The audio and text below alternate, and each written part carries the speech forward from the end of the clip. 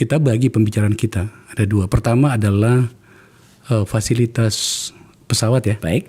Bagi Kaisang dan Erina. Erina plus iparnya Akhirnya. Iya. Bobby yang wali kota Medan. Oh iya, itu yang lain lagi. Setelah itu kemudian kita bicara tentang Pupu Papa. Baik. Apa sih untungnya kita bahas seperti ini? Lagi-lagi adalah agar kemudian kita semakin naik dalam hal berbudaya dengan kekuasaan yang ada pada diri kita. Ya. Jangan dianggap bahwa ini adalah proses menjelek-jelekkan. Enggak sama sekali. Beginilah seharusnya ruang publik kita berjalan. Setuju, Setuju Mas ya? Sangat setuju. Oke. Jelaskan sama kami informasi tentang pesawatnya dipakai Kaisang itu. Kan ini kan sudah sering dibicarakan. Iya. Bahkan Mas Alvin Lee itu sayangnya kami sudah undang tapi ternyata tidak sempat. Baik. Dan ada beberapa narasumber lain, 4 orang lagi kami undang tapi ternyata tidak bersedia datang. Ya, ini Ini soal katakanlah misalnya soal sewa ya. Ini pada bagian ini penting karena KPK itu membuat hitungan yang berbeda juga. Katanya 90 juta untuk kalau dinilai. Oke. Tapi begini, supaya lebih runtut, coba Anda jelaskan dari awal ya. Kemudian hingga per hari ini sebenarnya pesawat itu atau penggunaan pesawat oleh Mas Kaisang itu melanggar aturan enggak? Dia jujur enggak? Apakah itu gratifikasi dan apakah publik dan terkhusus lagi lembaga-lembaga negara dalam hal ini KPK merespon dengan benar? Oke. Silakan. Ya, yang menarik sebenarnya gini, kenapa kok tiba-tiba saya gitu ya, banyak orang bilang kenapa sih Roy Suryo sekarang jadi ahli pesawat gitu. Saya bukan ahli pesawat, enggak sama sekali. Harus dicatat dulu. Saya hanya orang yang punya kepedulian terhadap hal-hal yang berbau dengan teknologi. Itu. Karena kemampuan saya memang pada saat teknologi. Dan kasus pesawat itu sebenarnya diawali dari teknologi. Ketika pada tanggal 20 Agustus 2024 ada postingan dari Erina Gudono yang dia muat di Instastory-nya, di Instagram Story, yang dia muat itu adalah sebuah jendela oval. Itu awalnya. Jadi itu adalah dari media sosial. Tadi Bang Ambar memulai dengan bagaimana media sosial itu bisa berguna. Nah, foto itu kemudian menjadi perbincangan gara-gara apa? Gara-gara bentuk jendelanya itu bagi sebagian orang itu aneh. Kok nggak kayak pesawat biasa ya? Yang jendelanya adalah jendela biasa gitu. Kok ini oval besar? Nah, akhirnya beberapa teman gitu ya, kemudian nyelotai. Itu pesawat khusus itu private jet itu gitu. Private jet. Nah, mulailah di situ gunanya teknologi. Untuk kemudian ini heboh jendela pesawat. Yang kemudian bentuk sayapnya dan jendelanya itu akhirnya itu ketemu itu adalah pesawat Gulfstream. Tipenya adalah Golf 650 IR extended range. Berarti itu pesawat Gulfstream pun yang khusus yang sebelah kiri. Ya, yang sebelah kiri. Artinya itu pesawat baru bikinan tahun 2021, artinya baru 3 tahun dan menjadi menarik lagi setelah kita lihat nomor registrasi pesawatnya.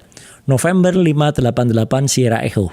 Di mana November registrasi pesawat itu ternyata itu adalah pesawat private jet, not for public. Artinya pesawat ini tidak bisa disewa. Tidak bisa disewakan, tepat Mas. Pesawat ini tidak bisa disewakan dan milik private. Dan yang paling menarik juga, termasuk dulu Alvin Lee yang juga komentar ya, ketika beliau itu buka data-data pesawat, yang ketemu di situ adalah apa? Close, not for public. Heran. Itu yang kemudian membuat kita, saya, Mas Alvin, kemudian ada Mas Gary, yang pengamat penerbangan lain, itu juga kemudian kita coba deh kita buka. Kalau nggak bisa dibuka pakai aplikasi biasa, ya kita harus pakai aplikasi yang premium dong. Nah, kebuka semuanya ketika kita buka pakai. Artinya pesawat itu ternyata milik seseorang dari Singapura yang namanya Gang Ye, yang kemudian ternyata sekarang sudah dipindah tangankan atau didaftarkan dengan nama Bank of Utah. Jadi artinya kok aneh ya. Kalau didaftarkan atas nama bank, itu harusnya tidak kemudian masih dipakai sehari-hari pribadi. Nah, kemudian kita tertarik lagi.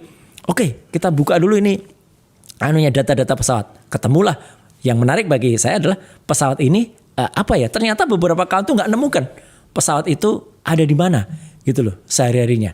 Ternyata Mas, ini pun lebih menarik karena ternyata pesawat itu sehari-harinya dia tidak di Changi, tapi dia ada di bandara kecil namanya Seletar. Di Singapura.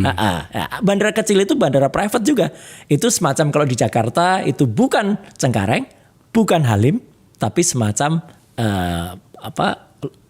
cabai, pondok cabai. Singkat cerita, pesawat ini milik pribadi tidak bisa disewakan. Tidak bisa disewakan. Dan kemudian ada orang Indonesia yang bernama Erina Gudono Erina Gudono. Dan kemudian Erina kan istrinya Kaisang Pangarep. Yang lebih kemudian mendesak teman-teman netizen itu karena kan Erina kan flexing. Kemudian ketika dia sampai di Amerika, dia foto dengan stroller, kemudian dia foto dengan roti yang menurut sebagian orang itu rotinya bisa untuk makan 20 orang gitu ya harganya gitu. Ya itu terserah lah itu ya. Tapi artinya tidak pantas, apalagi jadwal kepergian mereka itu yang tepat sekali ketika kita lagi di jalan, Bang. Kita lagi memprotes ketika teman-teman mahasiswa rakyat Indonesia, para sivitas akademika, kita lagi nolak pembegalan yang ada di alumni kita di DPR gitu ya. Gitu ketika dulu ada keputusan MK nomor 60 dan nomor 70 yang kemudian itu kita pikir itu reboundnya MK yang kemudian bisa MK kembali ke masyarakat, tiba-tiba mau dibegal oleh DPR khususnya Balek yang dia tiba-tiba dalam waktu sehari 1 kali 24 jam bisa membuat sebuah aturan yang itu tanpa melawan tiba-tiba mau dibawa ke paripurna. Ya, dan dalam hal ini subjeknya adalah Kaisang. Betul. Artinya yang diuntungkan. Meskipun itu tidak. Nah, jadi kan ini kan sangat melawan rasa publik ya gitu. Di saat negara ini, rakyat ini sedang berjuang, gitu panas-panas kemudian diguyur dengan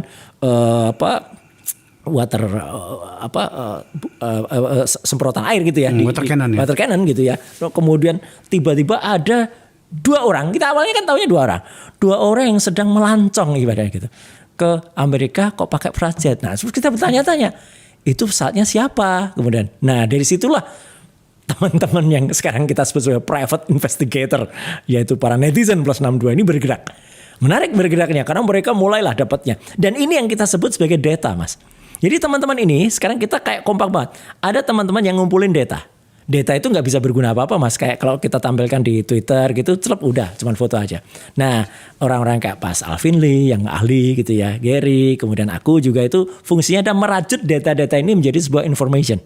Dari information ini bisa menjadi knowledge yang berguna untuk bangsa ini. Nah, knowledge itu harusnya menjadi sebuah wisdom. Untuk apa? Untuk penentu kebijakan. Baik itu aparat atau untuk KPK atau yang lain. Kan ini kan belum sampai ke sana sebenarnya. Artinya masih seputar ini masih jadi knowledge. Nah, singkat kata adalah ternyata kita menemukan banyak sekali keanehan. Mulai dari rute pesawat itu, ya artinya kenapa pesawat itu kok tiba-tiba berangkat ke Amerika ngapain gitu ya. Oh, itu ada hubungannya dengan Erina yang mendapatkan beasiswa di University of Pennsylvania gitu. Nah, berarti rute itu pesawatnya berarti dari Jakarta ke Pennsylvania dong gitu. Nah, menjadi kemudian beberapa hari kemudian datanya muncul, data pesawat, kaget kita. Ternyata pesawat itu nggak langsung ke Pennsylvania, Mas. Pesawat itu dari Jakarta sempat refueling dulu di Bandara Kubu namanya atau itu di Nagoya di Jepang. Dari situ kemudian pikir kita langsung ke Pennsylvania atau ke Philadelphia ya, karena nggak langsung ke Bandara Pennsylvania nggak ada, ke Philadelphia. Tapi ternyata dia malah pergi ke Los Angeles terlebih dahulu. Kemudian orang di Los Angeles, artinya menginap di sana. Dari sana muncullah foto yang lain lagi. Di sana foto yang ketika mereka berdua itu lagi foto-fotoan di sebuah kayak festival apa gitu ya. Ada foto stroll, foto makan tuh di situ. Dari situ ternyata masih juga landing lagi di Las Vegas. Baru kemudian ke situ. Terus kita kan bertanya, ini anak ini mau studi ya, dapat beasiswa kok malah jalan-jalan. Nah, lebih menarik lagi setelah kita dapat data itu tadi, ternyata pemilik pesawatnya adalah Gang Ye, seorang konglomerat dari Singapura, termasuk orang terkaya nomor sekian di Singapura, yang dia punya perusahaan namanya Sea Limited. Sea Limited itu saya langsung ingat, ini kok kayak yang diresmikan bapaknya ya, Pak Jokowi itu pernah meresmikan perusahaan Sea Limited ini di SCBD di Jakarta gitu. Nah, berarti ini ada hubungannya. Jadi kalau dalam istilah teman-teman penggiat anti korupsi, ini sudah ada sudah ada trading in influence. Sudah ada pengaruh untuk menjadikan dia keterpengaruhan pengaruh gitu. Nah, artinya keterpengaruhan untuk dia bergerak gitu ya untuk bisnisnya. Dan kita cek lagi, baru kita muncul semua datanya. 2018 kita dapat data bahwa ternyata si Limited ini sebagai holding dari perusahaan Shopee, kemudian induk perusahaan Garenar dan juga induk perusahaan Free Fire. Saya jadi ingat karena dulu ketika tahun 2014 pasca saya selesai menyelesaikan tugas di Kemenpora waktu itu, saya sempat mempopulerkan sport baru Indonesia namanya e-sport. Nah, salah satu yang kemudian muncul namanya yaitu yang terkenal adalah Free Fire. Free Fire ini ternyata adalah di bawah Sea Limited. Dan 2018 Sea Limited ini atau dalam anak perusahaan Free Fire ini gamenya menyponsori sebuah pertandingan kompetisi di Solo yang kemudian itu diinisiasi oleh Kaisang, oleh Sang Pisang Arena gitu. Gede banget sponsornya, ya gitu. Tidak kalah dengan itu, setahun berikutnya Mas, tahun 2019, kakaknya Gibran Rakabuming Raka yang belum menjadi wali kota, dan itu dimanfaatkan untuk campaign wali kota dia, itu nggak mau kalah dengan adiknya. Dia bikin kompetisi juga tentang Free Fire juga. Hadiahnya dahsyat Mas. Untuk sebuah kota kecil seperti saya ya, Solo, Jogja gitu, masa hadiah game online kayak gitu tuh mobil Mas. Mobil apa? Mobilnya apa ya? Tapi mobil ya. Meskipun mobilnya tuh mungkin low carrier ya waktu itu. Tapi mobil. Jakarta saya nggak pernah mobil. Kalau mobilnya apa nanti bisa dicek lah di Google. Tapi jelas mobil. Itu kan membuat takjub Mas. Ini besar sekali nih dana yang besar. Dan setelah itu besar-besaran. Bagaimana Shopee itu memindahkan atau melebarkan bisnisnya di Solo. Ya, dia bikin arena tempat gitu ya di Solo Technopark. Kemudian bahkan memberangkatkan Gibran dalam sebuah festival di Paris ya gitu, di Paris waktu itu di cabangnya Lafayette, sebuah supermarket itu ada di Champs-Élysées ya di sana, dan dia bahkan bikin rekaman yang cukup panjang di sana. Dan yang paling menarik lagi, sampai kepada ada salah satu tokoh di permainan Free Fire itu yang digambarkan sebagai Pak yang terhormat Presiden Jokowi. Jadi Presiden Jokowi itu ditokohkan di game Free Fire, ditembak-tembakin Mas. Sekarang kalau dia nggak punya hubungan khusus atau ada satu hal khusus ya gitu. Mana berani? Iya mana berani, Presiden Republik Indonesia kita hormati. Itu tembak-tembakin di permainan untuk. Nah artinya apa?